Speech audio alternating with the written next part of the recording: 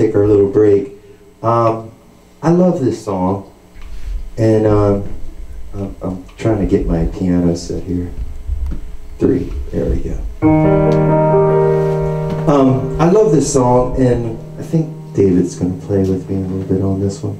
David Salyer's on sound and mandolin occasionally from back there in the hole.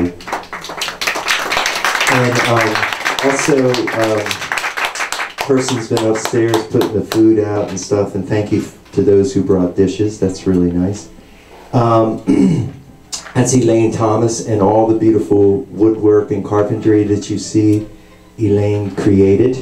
And you know, we're really proud of Edith May's Paradise, and we hope that all of you, I know a lot of you are repeaters, but those of you, you know, that haven't been here before, tell your friends about it, and hopefully it'll grow and grow, and we'll be able to do more and more things like this and keep giving you quality performers.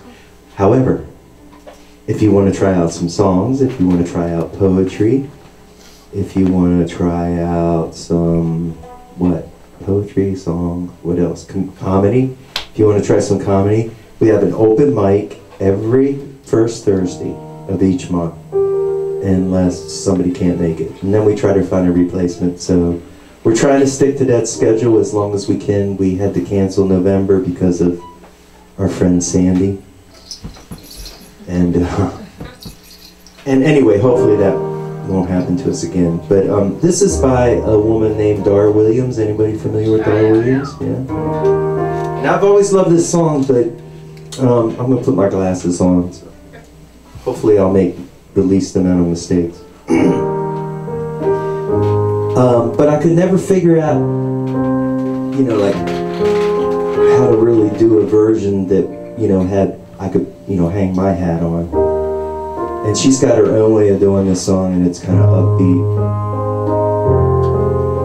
And I do it a little different.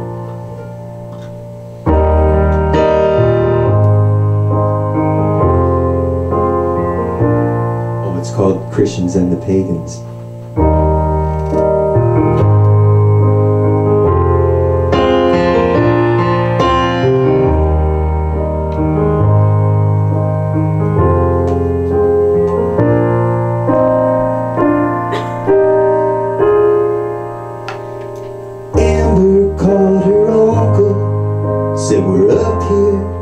For the holidays, Jane and I were having solstice. Now we need a place to stay. And her Christ-loving uncle watched his wife hang Mary on a tree. He watched his son hang candy canes, all made with red dye number 3. He told his niece it's Christmas Eve. I know our life is not your style. She said, Christmas is like solstice, and we miss you.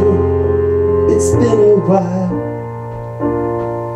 So the Christians and the pagans sat together at the table, finding faith and common ground, the best that they were. And just before the meal was served, hands were held and prayers were said, sending hope for peace on earth to all their gods and goddesses. The food was great, the tree plugged in, the meal went off without a hitch, till Jimmy turned to Amber and said, is it true that you're a witch? His mom jumped up and said, the pies are burning, as she hit the kitchen.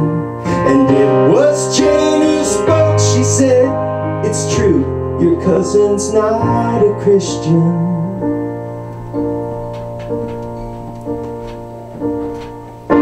But we love trees, we love the snow, the friends we have, the world we share.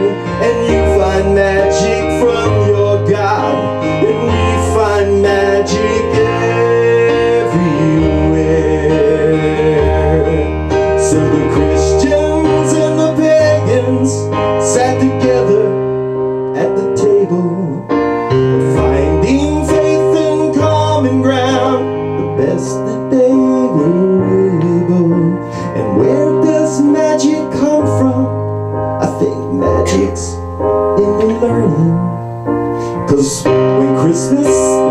excuse me, when Christians sit with pagans, only pumpkin pies are burned.